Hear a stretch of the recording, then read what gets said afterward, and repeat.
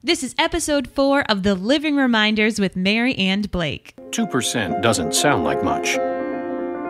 But 2% of the entire planet, of every person on it, that's more than the world's 10 largest cities combined. It's 140 million people. And like that, they were gone. All the way from Providence, Rhode Island, welcome to The Living Reminders. It's a podcast dedicated to the show The Leftovers on HBO. We're still here and so are you. So let's talk about 2 boats and 1 helicopter. Suddenly I'm hidden. It's the darkness of the dawn, and your friends are gone. I'm Mary. My name is Blake, and I would never have the balls to put it all on red, especially 80 grand. Wouldn't happen. No way. Not a chance. I was biting my nails. You and I were saying, like, he doesn't need to put all of that. He should pocket 20,000. He would still have enough. I know. Well, I ended up thinking about this later on. The reason why I think he put the full thing on was because he knew he wanted to put the money back into the little container that Kevin Sr. left him. For whatever reason, he felt like I had to pay that back. So I think that's why he put it all down there like that. Well, the note said, Dear Rev, he knew that the Reverend was going to take that money. Mm-hmm. Before we even jump into this episode, I didn't know necessarily this title, 2 boats and 1 helicopter. Yeah. There are no boats in this episode. There is no helicopter in this episode. There's not even a penguin like there was last time. So I'm like watching this episode, waiting for something. And then I'm thinking like, oh, maybe it's going to be a boat like Noah's Ark. And no, it wasn't. So do you know the story about this title? Yes, I do, as a matter of fact. Lindelof, in an interview that he gave, I don't know, about a week or 2 ago, said that he and Tom Perrotta got pretty pretentious about the episode titles. And I think yesterday's episode last week's episode title, the Penguin 1, Us 0, that's pretty indicative of that. But this one is a reference to one of those religious parables where the guy is saying to whoever that I was on a house that was being flooded, and everybody was walking by saying, hey, you better get on this boat, we're taking off, we're heading out. And the guy says, no, God will provide, God will take care of me. Well, of course the guy croaks because God never showed up, right? So he goes to God at the pearly gates and says, hey, wait, what does this have to do with 2 boats and 1 helicopter? I'm about to tell you. So the guy goes to the pearly gates and says, hey, God, where were you? I was asking for you, I thought you'd provide. And God says, well, I sent 2 boats and 1 helicopter for you. What more do you want? Who is this guy? Who said this? I don't know. It's like a religious parable. It's like a joke. I don't know what it is. But a religious parable. I feel like all parables, when you call it a parable, that means it's from the olden times where everyone wore sandals. No, those are fables. No, fables are totally different. Fables are like when animals talk, like the lion and the lamb. No, well, yeah, maybe you're right. Like Aesop's fables. Yeah, you obviously stopped going to church school a lot sooner than I did. I don't even think I ever went to church school at all. Anyway, so you're saying that Damon and Tom came up with this episode title, even though it had nothing to do with what was actually inside of the episode. They're expecting people to listen to his interview or Google this on their own. No, I don't think they're expecting us to listen to that at all, except for freaks like me who do that. No. Again, that's why I said he says that he gets pretentious about the titles. I think he has a meaning for each title. I also think that the story is indicative of the title, with Matt Jameson, the Reverend, just asking God for help and thinking that he's not getting anything. Well, thinking that God's going to come help him. And ultimately, he fails on his own because he's not paying attention, or he's paying attention to the wrong things. Well, I just wish that, Damon Lindelof would just send out a tweet and say, just so you guys know, here's the answer to why I named it this way. Well, he's not going to send out any more tweets because all the people that hated on Lost drove him out of Twitter, literally. But now he names things 2 boats, 1 helicopter, and people like me don't have time to go Google and figure out what that means. So well, I'm glad that you were able to make sense of it, and now we can move on and get into what was going on in this episode. Well, but actually, this is usually the time that we reserve for what we missed last episode. But I'm going to forego that because I got a bone to pick. Okay. I got a bone to pick with Sean T. Collins from Rolling Stone magazine. Oh, Sean T. I thought you were going to be Sean T. from T25. Like or Insanity? Yeah. Yeah, no, he'd kick my ass. He would. No, Sean T. Collins, I hope you're listening because you are a total a-hole. Blake, that's really not nice. I don't care. I'm not here to be nice. I'm here to talk about my opinion. Okay. Bro, you got to calm down. He wrote a scathing review of this particular episode, and it really bothered me because he's such an elitist. Now, bear with me as I read some of this review. He says he didn't like the episode because it was the worst of what Damon Lindelof has to offer. And he says, in the end, he concludes it by saying, of course the church where Matt gave his impassioned sermon about his cancer-stricken youth and the comatose little girl that reminded him of it was going to be near empty. Of course the church's Mystery Buyers, the show that made a big point of the banker not knowing exactly who they were going to turn out to be the guilty remnant. Of course Matt's wife's coma was going to be caused by a departure-related accident, launching his vendetta against the sanctification of the departed. And of course the drunken dirtbags who shouldered into Matt's roulette hot streak were going to jack him for the cash in the parking lot. Just in case you couldn't see it coming, which anyone, especially the casino's abysmally lax security team, should have been able to do, the camera spent a pointlessly long time just staring at Matt in his car, building up a pointless calm before the predictable storm. Like the rest of it, it's a failed attempt to wring shock and suspense out of a foregone conclusion. Sean T. Collins, you are a moron. I'm sorry. That wasn't a beautiful episode, and you are just hating on The Leftovers because it's the cool thing to do, because everybody else liked this episode. You just hated on it, and we're going to give you a serious boo, like crazy boo here. Well, now that you were able to reprimand poor Sean, I'm not going to say anything bad about Sean. I will echo that I completely saw that jerk drunk guy breaking into his car. Blake can second this. I was sitting on the couch saying, drive, stop looking at your money. Stop sitting there, drive. Someone's going to rob you. They should not have just given him an envelope of that. I would have asked for it in a check.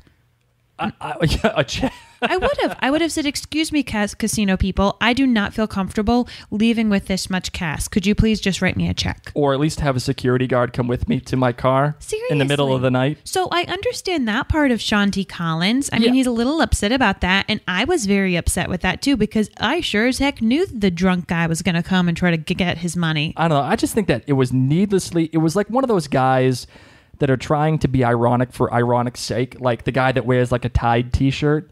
Like, I hate that. Like, don't just say something to just say it to incite idiots like me from putting it on their podcast about how you're an a-hole. Oh. You know, I'm going to give you a giant F-you, and you deserve it. I'm sorry. You're just a clown. How can every single review I've read of this show, every recap, think it was the high watermark so far? But this clown decides, oh, it's terrible. He's just hating on The Leftovers, and I can't stand that. He's allowed to have his opinion. I will tell you this. He is not alone. There are some people on Twitter who still have not been moved. But I personally thought I agree, this was my favorite episode so far. One thing that I thought was interesting is how it just truly stayed on Matt's character the entire time. You were kind of waiting for them to shift into different characters, but it just stayed with him. And Eccleston is a fantastic actor. I only saw him in that 28 Days Later? I know he was Doctor Who, but I'm pretty sure he was the general guy. Oh yeah, you're right. He was. That's right. Okay. Yep. Really you're right. Scary. Yeah. So that's the only time I've ever seen him. I haven't seen the latest Thor, but I think that this was a brilliant episode and just gave so much depth to it. Let's get to the recap. It's time to reheat The Leftovers. It starts off with Matt being in the church, and I thought it was so cute. He was the one changing the sign, and that already I knew something was wrong, because usually you hire people to do that. You hire people to help change the signs. It's not always the reverend or just cleaning the church. And I've got to say, the guilty remnants in their winter wear, super cute. I have those same white snow pants. I think that might be saying something more about you than them. Listen, you blend into the snow. Like, I think they just find random white clothing on the street and they're like, hey, it's white. Let's just wear it. I was really glad that they found white winter clothes. And how cute was that when he offered them clothes and he's like, sorry, it's not in white. Well, it's because it's cold out, I man. know, he's They looked like they very were sweet. freezing. They were literally shivering. They should have gone into church because there was more than enough room. There were only 10 people. Well, they went into church all right, but we'll get into that later. Yeah, there were 10 people listening to his sermon. I know. And that, I think, is indicative, obviously, of the state of the church.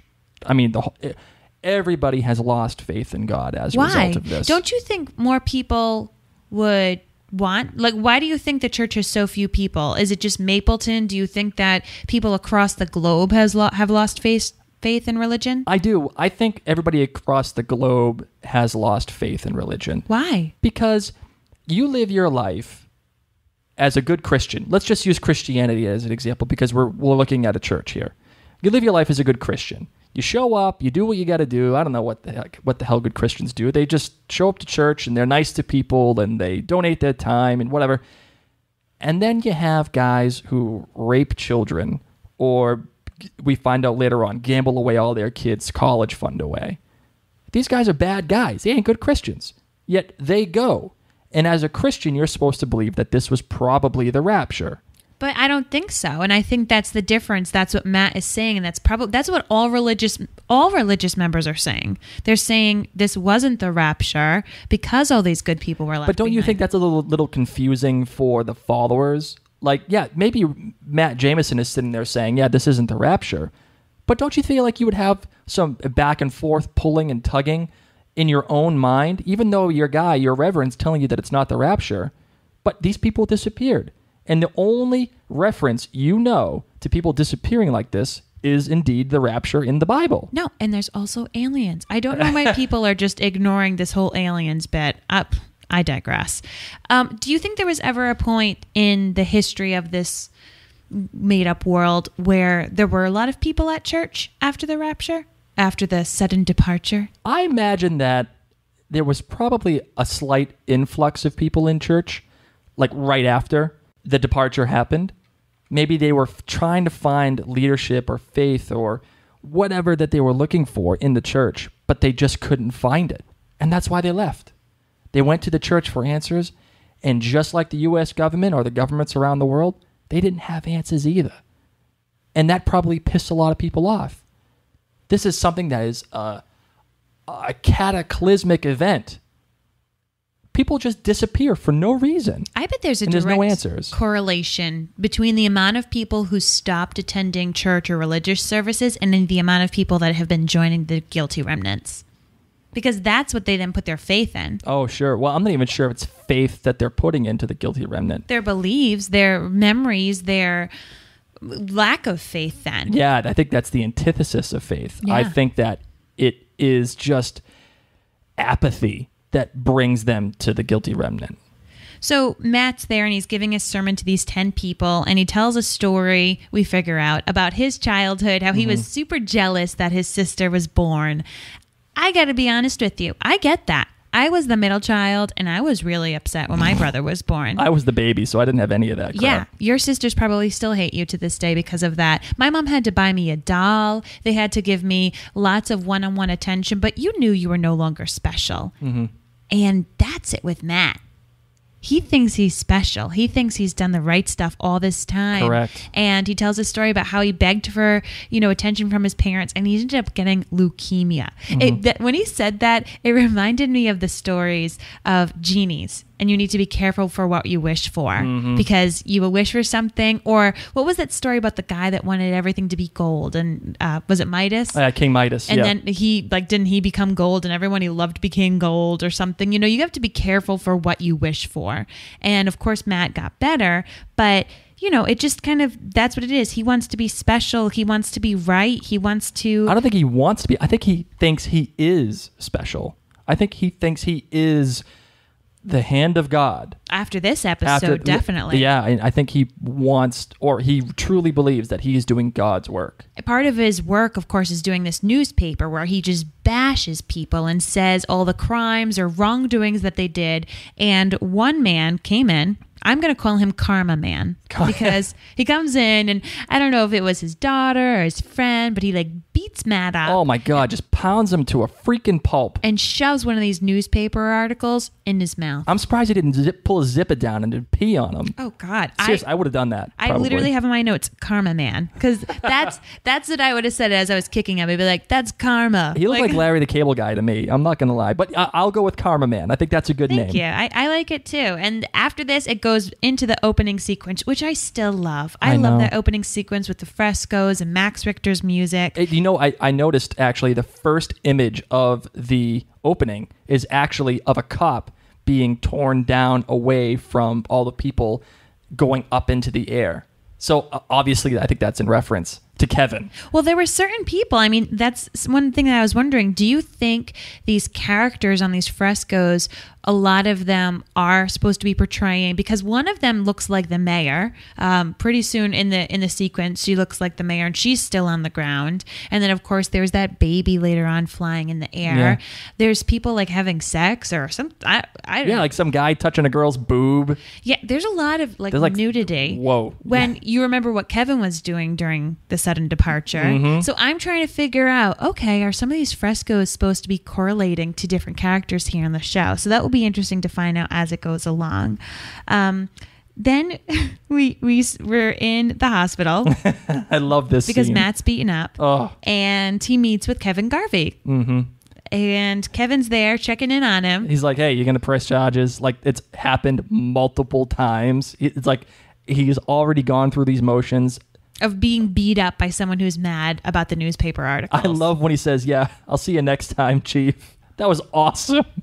This guy really can take a punch. Oh gosh, I don't know if I could keep up All with I could that. think of at this time was Ben Linus. Remember in Lost how Ben just got the shit beat out of him almost like every season, like pounded, and he just kept chugging along. That's what I thought of when I saw Matt Jameson getting his butt kicked. And then he ends up in the elevator with that creepy clown.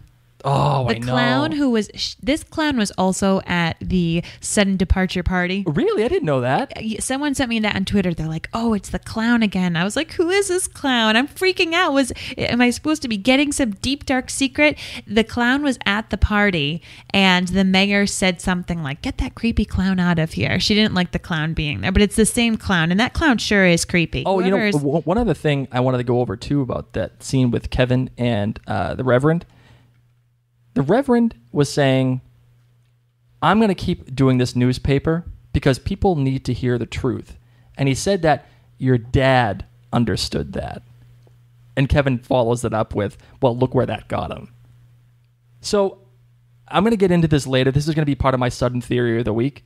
But there is a much larger connection between Kevin and the Reverend than I think everybody really believes, just from this one particular line.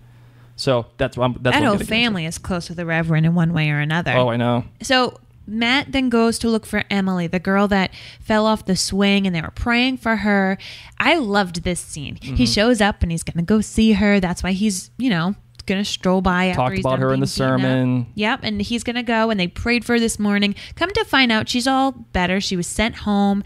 He's about to do a hallelujah. You can see on his face. He's like, yes, our prayers work. God is with me. I'm doing God's work. And then you find out that she woke up last night. So she actually woke up before all those prayers were made. Oh, what a kick to the balls. Again, it's one more instance where this guy is a day late and a dollar short. He just can't seem to get anything right. And his faith in God keeps putting him down the wrong path. So sad. I'm looking at my hands right now. I really need to go get a manicure. What would you do while I would get a manicure, a pedicure, Blake? What would you do with your time? I would probably just watch TV. Yeah. But in this show, some guy takes his kid. Oh. while his wife is getting I was him. like, why? This is a random conversation. I know. I'm actually like, wrote down mani-pedi, and I'm looking and I'm like, God, I should be getting my nails done. These are just. God, you almost freaked me out there. I'm like, why would anybody want to listen to you talk about your nails? Well, some guy just saw his wife's mani-pedi as a great opportunity to go and get his kid baptized.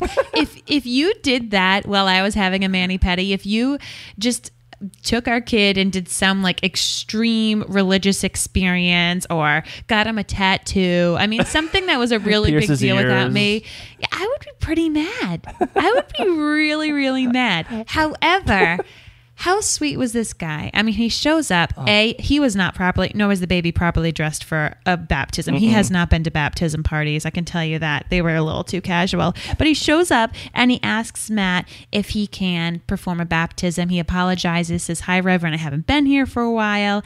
This scene was beautiful. Oh, the music in it. You know, it reminded me of The Godfather. Do you remember the scene at the end of the first one? He's getting his kid baptized and he's killing off all the old families and everything. Oh, I thought that was gorgeous. At first, I thought this scene was a dream.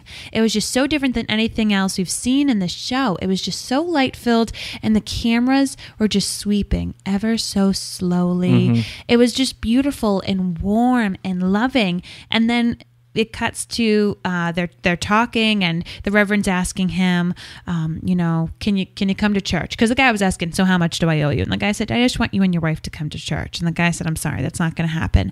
At that moment, because he was out of his robes, I thought, oh crap, was that a dream sequence? Did that not happen? And then I thought, okay, it did. They're talking, and that baptism did happen. But it was just this perfect, beautiful moment. And it was, I feel like, the one time in the episode that Reverend Matt was really smiling. Yeah, he finally found something that actually made his life worth living. Of course, I mean, eventually we find out that his wife is there and everything, but he's actually doing the work that he's supposed to be doing, and he's so happy doing it. And I was a little upset because this beautiful scene was eventually ruined by what followed after. What do you mean? The payment. Well, because that's the real world, man. I know. It's like they take the one beautiful scene that this show has created, and they have to drag it back down with the crap that goes on in this regular world. But they don't. It's Matt. Like, Reverend Matt is the one who is choosing to continue. The way that he gets paid by this gentleman is this gentleman, instead of giving him money, instead of saying, I'm going to come to church, he says, I know what you really want. I've got some serious bad news about some guy named Andrew Sozaki, who used to get drunk and go out to the casino, and he ended up spending all of his kids' college fund. So now Matt's like wicked excited because he has another newspaper article to write, another person who departed, who had a really bad record. So Matt's still pumped, but you're right. I mean, the light went away. It was like Matt was doing God's work. Yeah, I'm sorry, go ahead. He was doing what he was supposed to be doing as a reverend. He was not judging. He was building someone up. He was helping someone furthering their faith. And you're right, he got there. And then he decided to take that information. He could have told this man, you know what? Just go. No, this was a beautiful moment. This was about your daughter's baptism today. Spread the word. Yeah. But instead, he took the news and you saw his face. As soon as the guy said, hey, I know this guy. He was doing X, Y, and Z. You saw the Reverend's face turn around and like contort into this sneer. Like, oh, yeah, all right. I know where you're getting at, man. Thank you very much. Let's go get him. I thought that was such a scene that just could have been really beautiful. But, I mean, I understand why they did it, because this is the character that Matt Jameson is. You sit there and you're like, wow, this guy isn't all that bad. I actually kind of like him. And I found myself liking Matt Jameson in this very moment, thinking, you know what, this guy's a little misled. Maybe he's just a little messed up in his head for whatever reason, but he's a good guy. And maybe that is the case, but he can't seem to just get himself out of this rut of tearing all these people down. He ends up driving to the casino to go get more dirt on this poor guy, Andrew Sozaki, who is not here anymore. And I love how he just kind of like walks in And the security guard is like, I don't really think so, sir. We don't really do that. And Matt just says, no, oh, didn't you lose someone? Oh, of course. And of course the guy did. Yeah. Yeah. And it's his niece. And they talk about this guy Albert Wayne, who disappeared from jail. Like literally was in his jail cell. This monster man was one of the departed people. So Matt then uses that jailed criminal. I know, how awful is that? And says, I'm trying to show people that their pain isn't what we think it is. And I need to get this dirt on this gambler. I need to get these files from you because I need to show everyone we deserve this for the people that we lost. So somehow he convinces this casino guy to get him in. He pulls at his heartstrings. He says, if this guy, this child abductor, is on the same list as your niece, your beautiful little niece, doesn't that confuse you? You have to separate the innocent from the guilty. Otherwise, what's the point of mourning them? And I think that's how he gets the guy, because he pulls at his heartstrings. This guy's going to get fired. I'm going to tell you what. He's going to get caught. That is the opposite of what you do as a casino person. Not smart. And I love that he asked him, like, hey, what happened to your face? Because he was actually kind of mad at, he did hesitate. I'll give the casino guy this thing. He did hesitate at first. He was like, we don't do that. And Matt was like, come on, man, give me the info. And the guy basically told him, you're being a jerk. You're being a little too pushy. And I know why you got beat up. I know why you have a black eye. Like, this is, no, I'm not going to give you that information. But Matt has been doing this for 3 years. And he knows how to get at these people. He shows them the picture of the guy. And finally, the little security guard there, whatever he was, the pit boss, he gives in. Before Matt leaves the casino, he sees some pigeons hanging out on the roulette table. That's roulette, right? Yeah, that's roulette. Oh, look at me. Look at you, Miss Gambler. But let's talk about more crazy talk. These crazy pigeons. There were pigeons in the beginning of the episode. There was one pigeon, and it just was hanging out in the church, and Matt had to kind of nicely give it a little shoe bird. And now these pigeons are on the roulette table. So when you first saw it, did you think that Matt was making it up in his head, or did you know those pigeons were real? I thought that the pigeon was real. And the reason why I think the pigeons were real was because of the first pigeon. The first pigeon was in that building. It was in his church. And he shoos it away and he looks up and there's the GR sitting there stalking him. And you're wondering, is the GR there because they're just trying to piss him off? Are they trying to recruit him? Who knows? But because I saw that first pigeon and then you see this second two pigeons, I thought they were real because of that. Of course, how the hell is a pigeon or pigeons going to get in a casino, especially Mohegan Sun, where it's like, how the heck is that going to happen? Pigeons get in everywhere. Birds get... You know what I hate? When I go to like Home Depot and there's a bird stuck in the gardening area. Oh my God, I hate that. Because you just feel bad. You know that bird's not going to live. It's not going to find its way out. And especially in these kind of casinos, I get lost and I'm a human. I can't find my way out of casinos. They make them on purpose to be like a maze. So I kind of feel bad for that pigeon. But it definitely seemed to be... It's funny that they chose a pigeon because... doves are like the real sign of God. You know, you see doves at weddings, and there was a dove when the ark finally landed with Noah. But it's true. Like, I'm sure it was. And doves are just like the dirty. Pigeons are just like the dirty version of a dove, because I think they're like the same family. I think doves and pigeons are pretty much cousins, but that's like the dirty one. Well, now that you bring up the pigeon thing versus the dove thing, I think it's probably very poignant that they put pigeons in as opposed to doves. Maybe that's saying something about these pigeons, that they weren't necessarily assigned from God. They were assigned from something else, or maybe pigeons are just pigeons, man. Maybe that's the case. But what I'm getting at is this. Matt took these birds as a sign of something that was greater than him. And maybe that is the case, but it was not a force of good. It was not a force of good at all. And I think that is represented by the fact that the first time the pigeons came into the story, right behind them was the GR, who is definitely not a force for good. Someone who is good is Mr. Banker Man. I love Mr. Banker Man. Oh, yeah. I don't even know that guy's name. We're just going to call him Mr. Banker Man. He doesn't care that people suddenly departed. He is still living life. He is the opposite of the guilty remnant. Dare I say the happy remnant? He is a nice, sweet man who has let Matt have this church, even though there haven't been any payments on it. Yep. Which, no banker does that. Nobody. Once again, he's going to get fired along with the casino guy because these guys are just pushovers with Matt. But he's been letting Matt stay there, but he's got some bad news. Somebody has come and decided to buy the church for $135,000 cash. And he was trying to let Matt know for weeks, but the Reverend was just blowing the phone calls off. Yeah, well, okay, let me tell you. Discover Card used to call me back when I was in college because I owed Discover Card some money. I did the same thing. I would ignore. I'd see that phone number and I would ignore. And I loved that scene with Matt, who doesn't know how to use his car. And he's actually trying to hit like the ignore button when the bank is calling, and he accidentally hits it and it comes up and he's like, "Hey, Matt, how you doing?" And you tell Matt was like, "Crap. Damn it, they got me." I thought I hit the hang up button. Well, time out.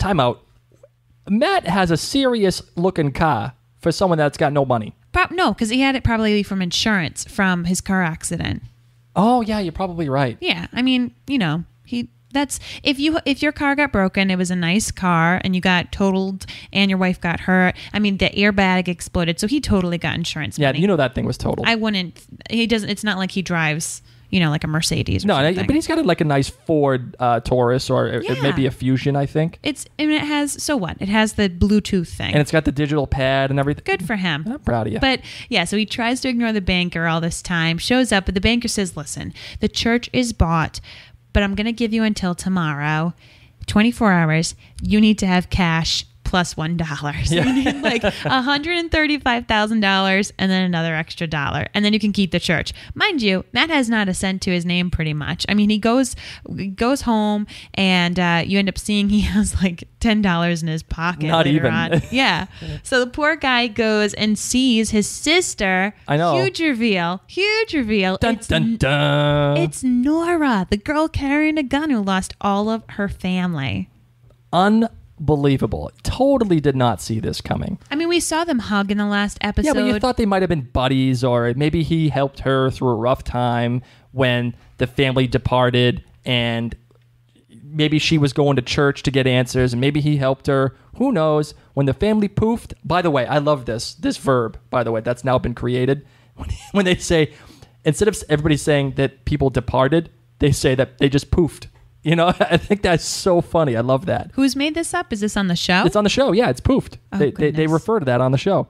Anyway, you feel like that they were probably I don't know if buddies. I could take that seriously. I used to babysit these girls who called farts poofs. Get out of here, really? Swear to God. That's disgusting. Who calls a fart a poof? Well, I think it's a little bit more ladylike, and there were two girls, and that's what they would call them, poofs. Oh my God, no, that's not ladylike. That's this just is going to dumb. be really hard for me to watch this show, and everyone keeps talking about how everyone's poofing. Yeah. Continue. Yeah, so you think that maybe they're buddies prior to, but they're not. They're brother and sister. And apparently their relationship is actually kind of good. Yeah, well, their parents died when they were young in a fire. In a fire, of all things. Oh, gosh, so sad. And what we see in like a flashback at some point is I think they were seeing the fire themselves. They were outside of the house. Oh, my God. So that is incredibly traumatizing. And to make matters worse, Matt comes and asks Nora for money. And she's like, "Yo, bro, I don't have money." And he said, "I know you do. I know that you got that, what was it, departure money or the benefit fund or whatever. The benefit fund. Yep. Which is interesting because last time we talked about the benefit fund, I didn't believe it really existed. Mm-hmm. I thought maybe Nora's just doing private research for herself. Maybe she's just making this stuff up. Like, who is giving this benefit money? Who? The government? The government's probably giving it, maybe the insurance companies. Although, this is what I would say about that. There's no way insurance companies are giving the money away, and I'll tell you why. Because people poofing, it's an act of God. No, it's not. The religious leaders have already come out and said it's not. Yeah, but according to the insurance company, that is not something that they would cover. It's beyond their capability. They didn't die. They didn't get in a car accident. Their house didn't burn down. They didn't break a leg or whatever. They just disappeared. So who is paying into this sudden departure fund? The government. It's like who paid into the funds that helped bail out the country back in 2008? Nobody helped pay into it except the taxpayers. And so Nora actually must have a lot of money because she lost 3 people. Yeah, so you probably wonder, they probably get like, I don't know, 100 grand per person maybe? Maybe. I that's my guess. Goodness. I don't know. No matter what, Nora does not want to share that money. Matt, I don't know why he does this. Reverend Matt just decides to be a jerk and like lets Nora know that her husband was having an affair. I think he did it because she wanted him to stop it. It's not working, Matt. The newspaper. Yeah, the she newspaper. wants him to stop. Yeah, it's not working. It's not worth your time anymore, buddy. Stop it. If you stop this, I'll give you the money. I'll do it. No problem. But then he gets pissed off. And now, either it's like a really bad selling technique or he really got hurt and he pissed her off. Well, she pissed him off. You know what sucks? Is that had he agreed to stop printing that paper, which hurts everybody. We've seen very few people who have benefited from this. Mm-hmm. If he had stopped, Nora would have given him the money. He could have gone to the bank that same day, Yep. and he would have bought the church. Yep. Well, we're going to talk about this. If he had just done a lot of things, he could have had the money, could have had the church, but he just couldn't help himself. Couldn't stop. And that's what keeps happening with him. He just can't seem to get out of his own way. And he begs her for the money, saying, things are going to change. People are ready to come back. I just did a baptism. And we all know that's full of crap. Yeah, he did a baptism. That's great. Proud of you, boy. I'm so happy that you did that. But no one's coming back to that church. Nobody cares what God has to say right now. And there's no moral line there. Nobody cares. Everyone keeps asking about Mary. So Nora asks about Mary. Mr. Bankman asks about Mary.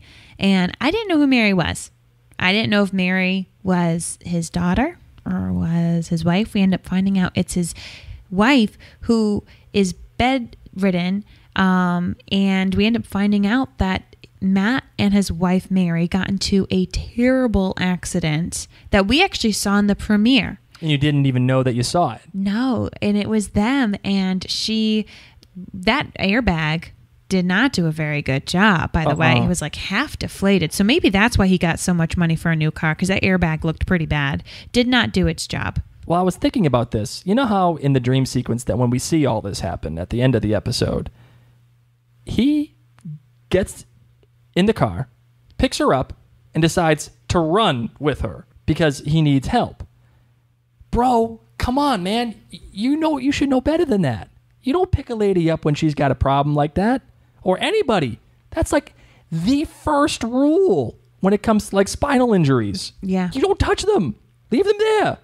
Like, what are you doing, man? Come on. You gotta be. And I wonder if that's the reason why she's all messed up now. Because he's the one who did it. I'm excited to see how a judge came into this. Because that's when he got messed up because of some judge. Because some judge wronged him. Mm-hmm. And then even later when he picks out the money, it says, something about this is because of the judge. You deserve this. Yeah. So I don't know. Did something happen in regards to this accident that he sued somebody and the judge didn't find something in his favor? Did they find him responsible for an accident? Well, no, that's impossible because the judge poofed. He was gone at the time of the departure. Oh, gosh. So who is this judge? What did he do? I think maybe, and I don't know. I remember somebody writing this on Twitter. If it's true, I don't know. I'm sorry if it is. But the judge was the one who got into the car accident with them. And he poofed behind the wheel. Okay.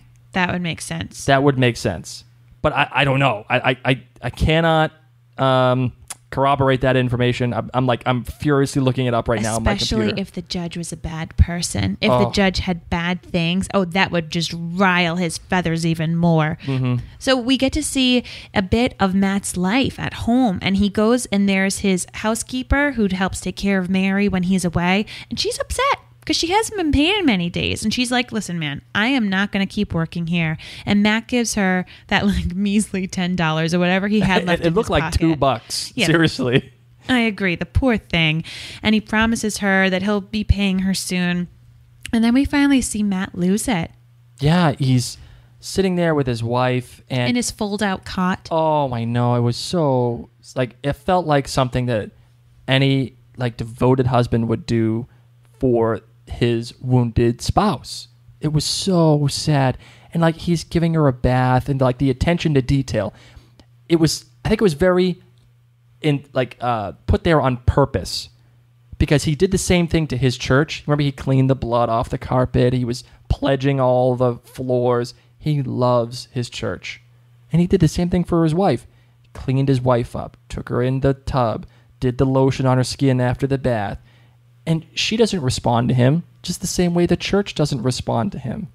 God doesn't respond to him, but he still does it because he has that faith in that person, and he loves them desperately. I thought that was a beautiful, beautiful scene. Another beautiful part was actually the music in this area. Yeah. It had the main theme that they play during the opening sequence, but this time it was played on string instruments. I know. It was gorgeous. Max Richter is killing it. He is. He really is killing it, man. I'm a huge Michael Giacchino fan, and obviously I know you are too.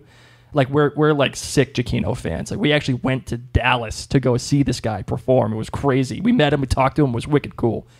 But I'm starting to get a huge music crush on Max Richter. He is awesome. He's nailing it. Very impressed.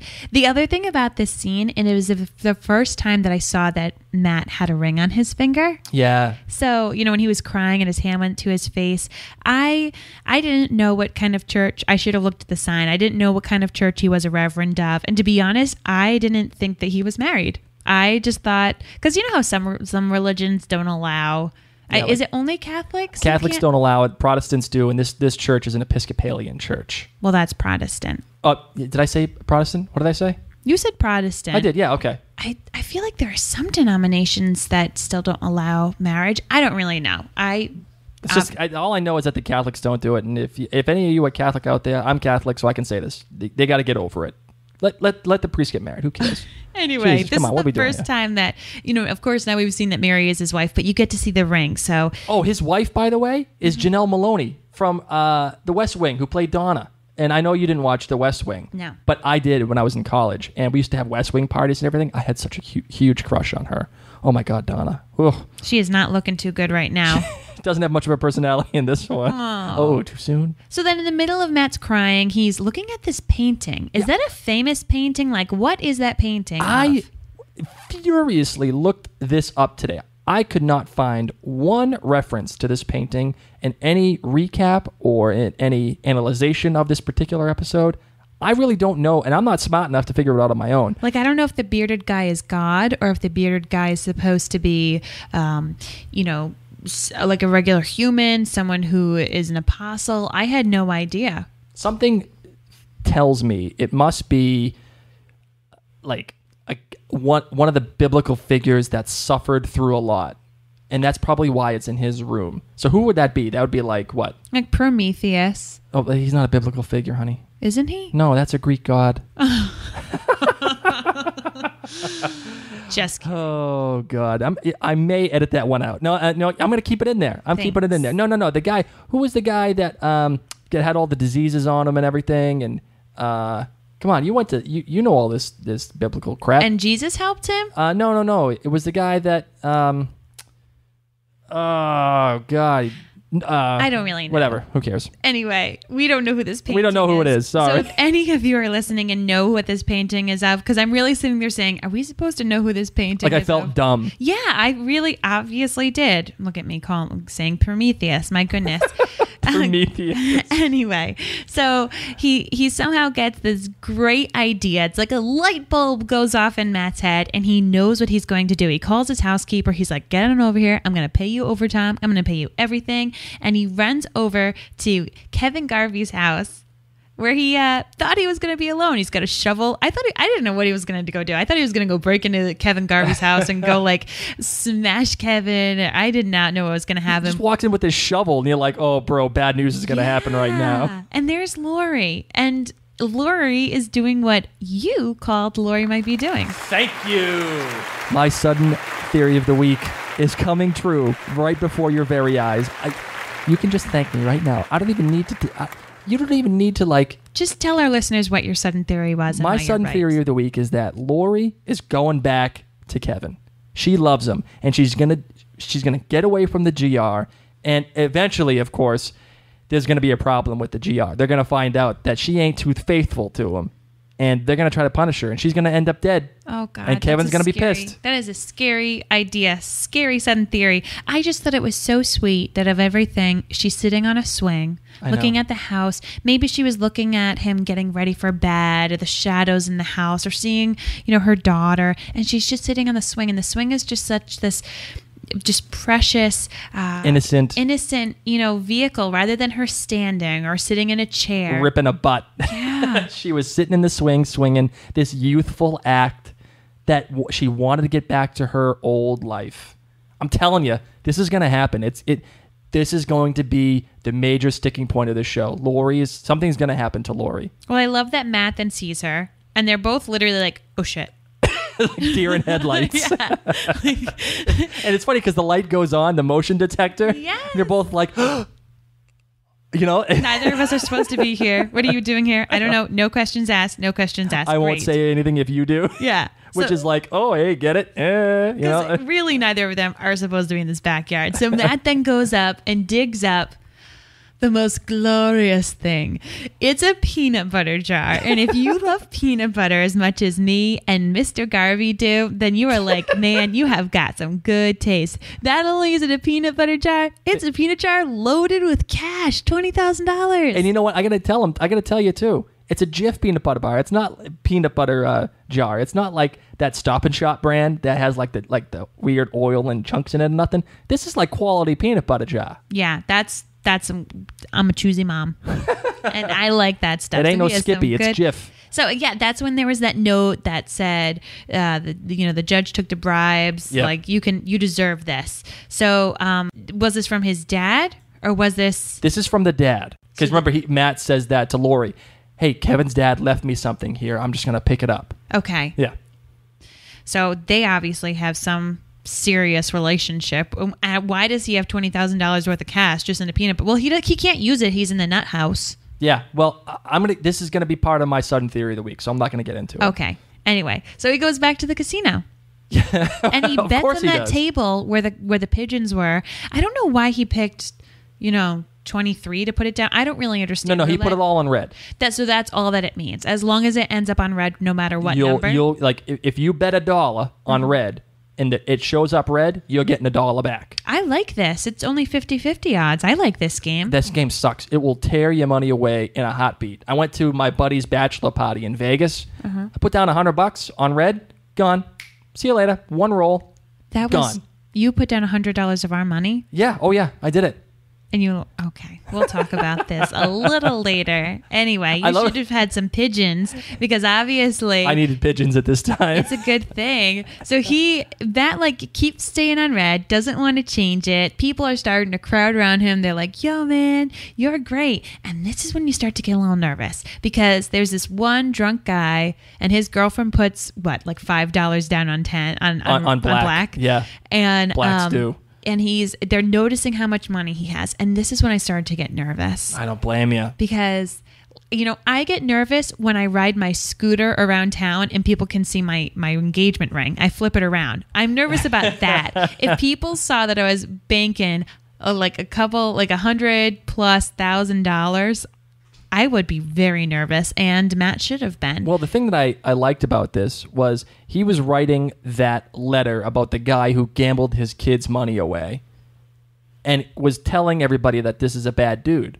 Well, here's Matt going to this casino, the very same casino, and gambling this money away. Yeah, but it's his money. Well, how do you know it's his money? Because Mr. Garvey wrote a note saying this is for you, Reverend. Are priests supposed to gamble?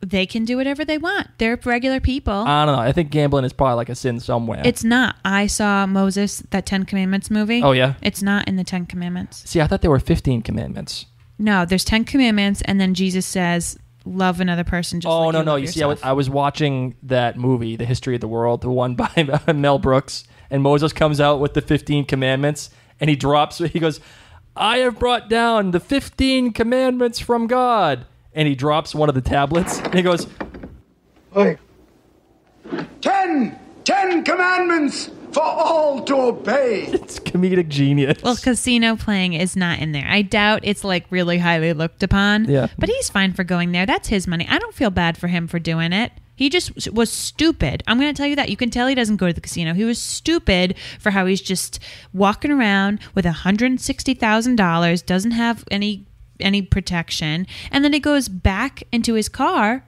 he's happy as a clam, going through his money, and sure as shit, he gets beat up. Oh, this guy shows up. He's like, hey, can I get some money? He's like, yeah, how about you keep the $200 and I'll take the envelope. And he gets his ass kicked again. And then some like beast move comes over him. It reminded me, so there's Matt, like bloody pulp. And I thought that was it. I thought, you know what, buddy? That's what you lost get. out, yep. You lost your money. This episode has been really good so far. I honestly thought he lost the money.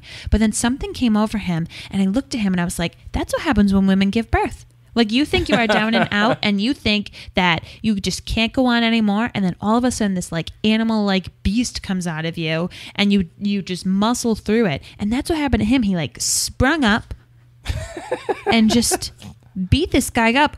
Did he kill him? He was possessed, and I think he might have killed him. You see the way he was wailing his face against the cement? I had to cover my eyes. I was really nervous that it was going to be like Prince Oberyn. Oh, God. Even when he's taking his thumbs and sticking it into his eye sockets. Oh, spoiler alert. Sorry. That's what I really thought. So I covered my eyes. So I don't know if that guy's dead or not. No, I think if he's not dead, he is like close to dead. He might as well be dead.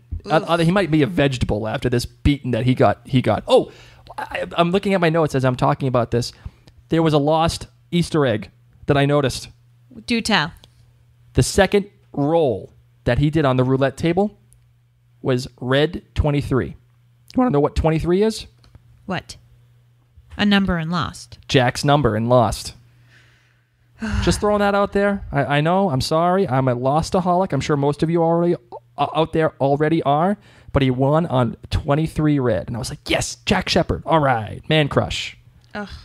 So he's driving back with all this money. And after he beats the shit out of some dude. God. Oh, my God. That was so scary. It was like animalistic. And oh, there you go. People are turning into animals. Even priests. And that's why you keep seeing all these allegories to animals. Sorry, go ahead. Oh, God. He goes back to Kevin's house. Why? To replenish this money that was left for him. So unless you think Mr.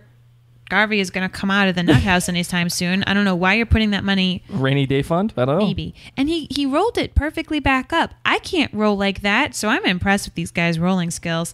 The swing was still swinging at Kevin's house. That means she had just left. And that means she was there all freaking night, by the way. All night. Oh, she needs like a little blanket. When does this girl sleep? Because she's got to go out and do her own job. She doesn't sleep. She just doesn't. Oh, something else I noticed that was so cool. Okay, go ahead. So it's Matt's walking up to Kevin Garvey's house. The black truck was still in the driveway. Really? Yep. I didn't see that. There was the black truck, and then there was Kevin's car behind it. Whoa. Yeah. So my theory that Kevin is still this mysterious bald man. It's still going on. It's still going because that mysterious bald man would have needed his truck by now, and it still is sitting in Kevin's driveway. Oh, baldy. Yeah. So of course Matt puts some money back, and he is driving, and it's daytime by now, and he's about to go see hopefully the banker. He sees a GR person, a guilty remnant, gets slushied again. Gets slushied with a rock. Except with so he's bleeding. He's obviously hurt, and Matt is just so sweet to the guilty remnants. Yeah. This is a moment where it almost makes up for the fact that he's writing this terrible newspaper. And it almost makes up for the fact that he just pounded some dude to a pulp. Yeah. This guy now has a headache as well, and he gets out to try to help him. And then whoever it was in the Jeep, they turn around. Where are they getting these huge rocks, by the way? Did they go to a cliff and just say let's grab a bunch of rocks and throw them at the guilty remnant guys? Sounds good, guys. What is up with these people? And they have terrible aim because Matt isn't dressed in white. Oh, no. I think they purposely wanted to hit him because he was helping the GR. Ugh. And he gets smacked in the face, dead on in the face. How did they do that, by the way? Was that like a styrofoam rock or something they're throwing at poor Chris Eccleston here? Probably. Because he got wailed. Yeah, it was probably a styrofoam one. I hope so. I know. Otherwise, he would have had a serious injury, man. You know who has a serious injury, though? His wife. And I've been really upset this entire episode. I'm just going to lay it out there for you.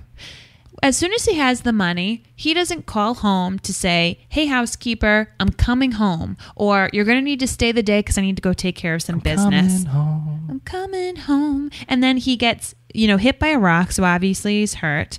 And then there's this little dream sequence. I'm just going to skip forward. When he does wake up and does all this stuff, he still doesn't call his wife.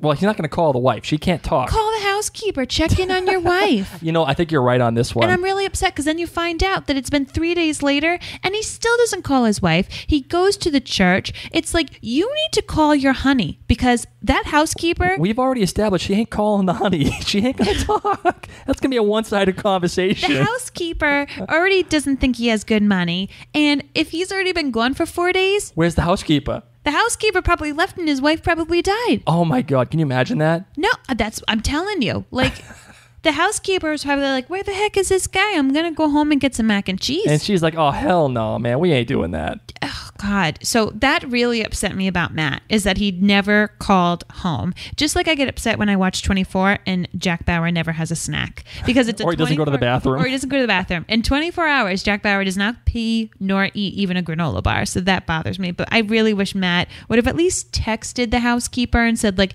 hey, looks like it's going to be another few hours. Then I would have felt better. Let's talk about the dream for just a minute. Just a quick minute here. After he gets hit by the rock, you mean? Yeah. I love Damon Lindelof for this reason. He loves dream sequences. It reminded me of the dream that like Charlie used to have when he was when Claire was the angel and he had to baptize Aaron, and they had all these really weird imagery with John Locke, and like it was just totally freaky, and that's what it reminded me of in this episode. I loved seeing him as himself as a kid, letting him, like the doctor telling him that he had cancer. I loved him holding his sister's hand when the fire was burning down the house. And then I knew something was going to be fishy, obviously, when you see him having sex with his wife prior to the accident, and she turns into Lori. And then you see his hands catch on fire and all that other crap.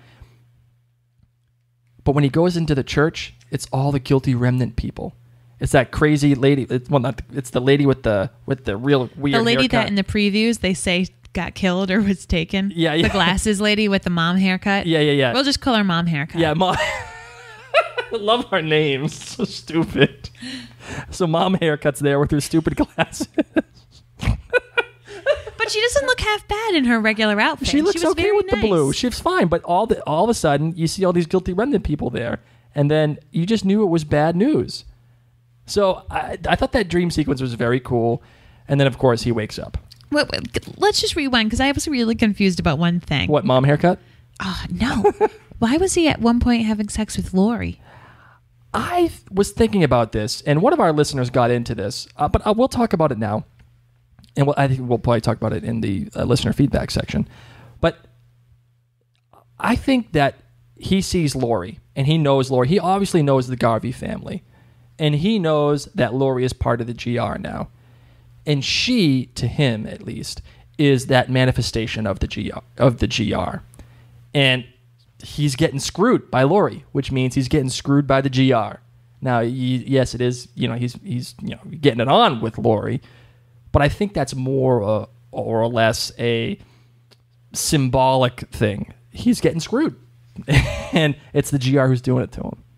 That's why I think Lori was in the dream. Okay, so he gets up from the hospital. He goes commando. Yeah. Where are your underwear? Maybe he remembered that thing when your mom says, always pack another fresh pair of underwear. You never know if you're going to be in an accident and you could need another pair of underwear. Did he not have underwear to begin with? I don't pack new underwear in my car. No, but I'm wondering, like, did he not have underwear on to begin with, or did he accidentally leave his underwear on? No, at the they probably hospital? took it off of him. I'm not going to lie. Because they put the Johnny on him. You don't wear underwear underneath the Johnny. I know, but why didn't he put his underwear back on? He was in a rush. And then he's trying to call, and I thought he was trying to call his wife. Yeah, but no, he's calling the bank. The bank. He's calling, what was the guy's name? Mr. Bankman. Mr. Bankman. No, the banker man. Friendly Mr. Bankman. Our names are so stupid. And then he gets there, 10 minutes late? No, he gets there at 5 o'clock. Well, no, he gets there 10 minutes early. But they're shutting down the bank. And he's banging on the door furiously. Hey, let me in. And finally, Mr. Banker Man lets him in, the sweet Mr. Banker Man that he is, and says, You're late. What are you talking about? He goes, no, I'm here. We had a deal. Here's the money. Take it. I got $1. I got 20 grand extra. You can have it. Have fun. And he says, that was 3 days ago that you were supposed to come.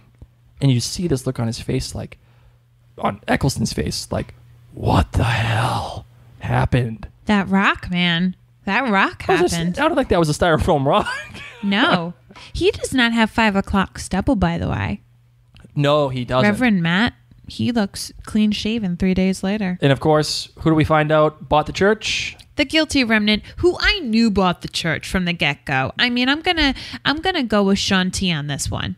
I knew from the moment the Banger was like, somebody's paying cash and is buying a big building. The same thing said a couple episodes ago when they were like, oh, they pay cash. They have lots of cash, the guilty remnant. They like to buy big buildings and shove a whole lot of people in there. So as soon as Mr. Banker Man said that somebody was buying it with cash, they didn't know who. I knew it was going to be the guilty remnant. The look on Reverend Matt's face as he's seeing Mother Hen. Patty. Patty. Mother Hen taking down those letters that he so carefully put up. Oh, shit's going to go down. This is going to be war. Throwing out the Bibles, painting the windows. Oh, gosh. The just all stink white. eye between Patty and Matt. Oh, major stink eye. And I liked the last song at the end, the Take Me to Church song. Oh, yeah. That was nice. Again, the soundtrack has been phenomenal. Look, I want to say this before we close out this segment. I am so glad Lindelof is back on television. His movies are good. Star Trek Into Darkness, Prometheus, Cowboys vs. Aliens was eh. And he's a great writer. But you know what he needs? He needs time. He needs space. He doesn't belong in movies. He really doesn't. He's like a red wine. He needs to breathe a little bit. He's got to breathe. He's got to have room. He's got to collaborate with people. He's got to be able to set up his stories. This episode reminded me so much of Lost. And I know it's such an easy comparison to make because Lindelof is the writer, and it's a natural successor to Lost, I imagine.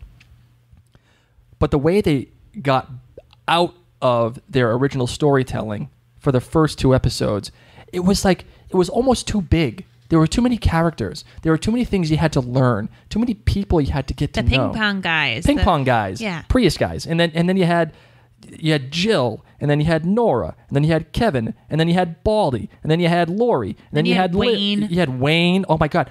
First of all, I'm so glad that there was no Wayne storyline in this episode. I feel like Wayne right now is a total waste of time. And I know that Tom is with Wayne, so you kind of have to care about what happens to Tom. But Wayne is such a waste of time to me right now. I don't care what happens with him. Well, luckily he wasn't in this episode. Thank God. And that's why this episode, I think, worked so well.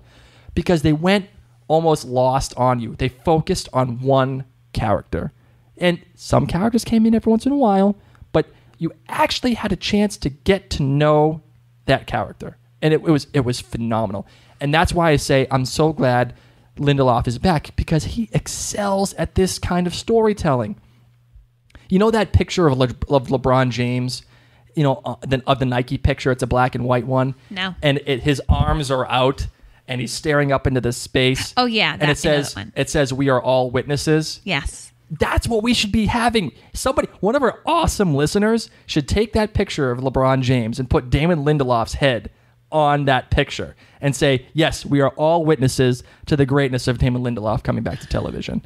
It should happen, because this is the perfect example. This episode is the perfect example of why Lindelof belongs on TV, especially TV like HBO or Showtime or even AMC. He has the freedom to do what he wants. He's not being prohibited by a company like ABC or NBC, one of the network stupid TV. They're not stupid. They're just different. Well, they're so PC. NBC actually turned down The Walking Dead. The Walking Dead is literally the most popular television show in the world. And they're like, nah, bro. That show sucks. Sorry, it ain't gonna work. They're lost, man. I know. They're lost. So a long story short, I'm glad that Lindelof is back, and we are all witnesses. All right, Blake, do we want to get into our listener feedback? Yes, let's do it. So our first bit of listener feedback actually comes from the composer of The Leftovers, Max Richter. Attaboy. And if you want to find him on Twitter, his handle is Max Richter Music. We had told him that we absolutely loved what he was doing. He was killing it on the show. And we wanted to know if his music was actually available to the public. This music that he's now composed for The Leftovers. Max said that he is still writing, but hopefully this music will be available soon. So we are really excited and so pumped that we were able to actually talk with Max. Casey at Harley Dutch wanted to let us know that she was absolutely in love with this show so far. And no one writes character-centric stories like Damon Lindelof, period, the end. And girlfriend, you are 100% right. And this is the beauty of Damon Lindelof again. He just killed it in this episode. Killed it. Amen. Right on, Casey. We got to actually, we're having a budding friendship with the Guilty Remnant podcast. Oh, you know what it is? It's because we're both like, they're Guilty Remnants and we're the living reminders. We're Team GR. Yes, yeah.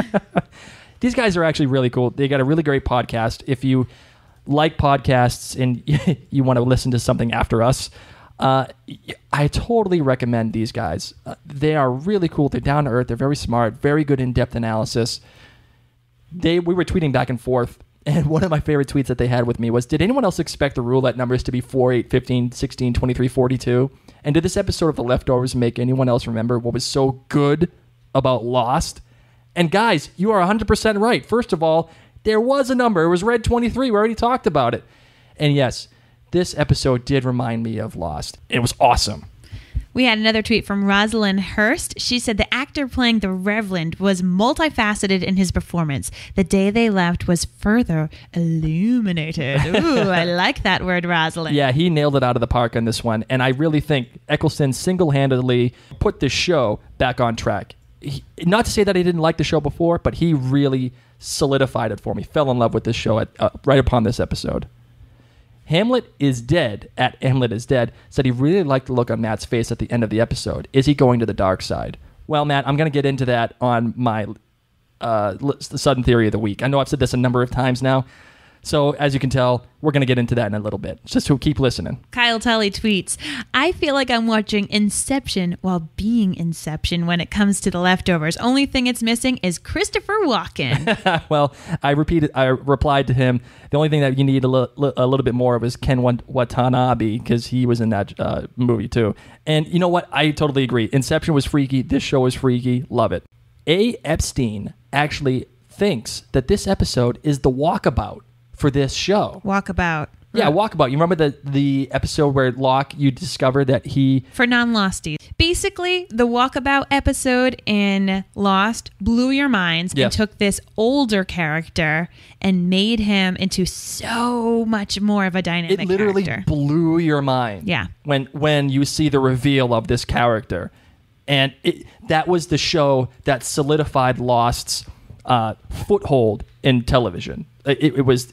Although for me, I liked White Rabbit better with Jack and his dad. I thought White Rabbit was a better episode, but whatever. It is what it is. Go ahead. L. Stevens tweets, holy shit, best episode of any TV show I've seen in the last year or two. Oh, that's close. L. Stevens, I'll tell you this.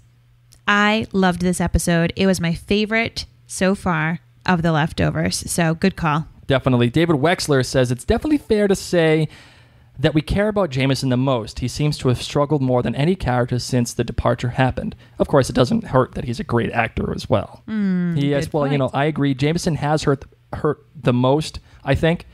Well, maybe except for Nora. But I actually really care about Matt. Even though he's kind of a dink, I care about what happens to this guy now because I've seen what happened to his wife. I've seen what he's going through with his faith. He's actually a really well-developed character. He just needs to stop writing that newspaper, in my opinion. D. Weasler BB tweets, after he beat up the guy and got back in his car, I yelled, run him over. His intensity and emotion he portrayed. I was literally on the edge of my seat the whole time he had the money. I'm right there with you, D. Weasler BB. I didn't want him to run him over, but I too was like, get the heck out of there. Hurry up. I was yelling at the television. Literally on the edge of her seat, screaming at the television. Get out of there. Oh my God, get out of there. Please roll up the window. Yeah, you do not roll down your window for strangers. What are we doing here? Come on, Matt, you're better than that. Caitlin, at Fairly Certain, this was the girl that we actually had a pretty heated conversation with last week about Lori and how she thought that Lori was full of crap and that she was wasting her life because she didn't lose anything. She is convinced that not only did Lori leave her life away from Kevin, she was actually sleeping with Matt Jameson. And that's why Matt's all screwed up about his wife, because he feels guilty for sleeping with Lori. Ooh, that's an interesting sudden theory, Caitlin. Girlfriend, I don't know. I'm not sure about this. I think you're taking the dream sequence a little too literally. I don't know. With this show, you just don't know. So I'm interested to see if that does play out. What do you say, girl? You want to get into the sudden theory of the week? Let's do it. All right, Blake, what is your sudden theory of the week? Matt is in a bad news place. So what happens? The GR buys his church, but he's got 160 grand sitting right there. Literally blood money. Literally blood on an envelope that he's carrying. It's blood money. He doesn't care about that cash. What he's going to do, he is declaring war on the GR, and he's going to order hits on the GR. And that's why I think you see all them dead bodies. And that's why I think somehow, some way, it's going to get out that Lori is there with Kevin, and it's going to be a problem. Lori's going to end up dying in this holy war, and it's going to set up a conflict between Matt and Kevin, and there's going to be a problem. And it's good for the story, too, because it sets up that holy war between the GR and the Reverend. But the one casualty is going to be Lori. So Matt's going to order hits, things are going to happen, people are going to croak, and Lori's going to be one of the casualties because of it. Wow, your sudden theory of the week is very deep. I know. It's like, here is the plot line for season 1. Possibly season 1 and 2. Mine is not that deep. Okay, go ahead.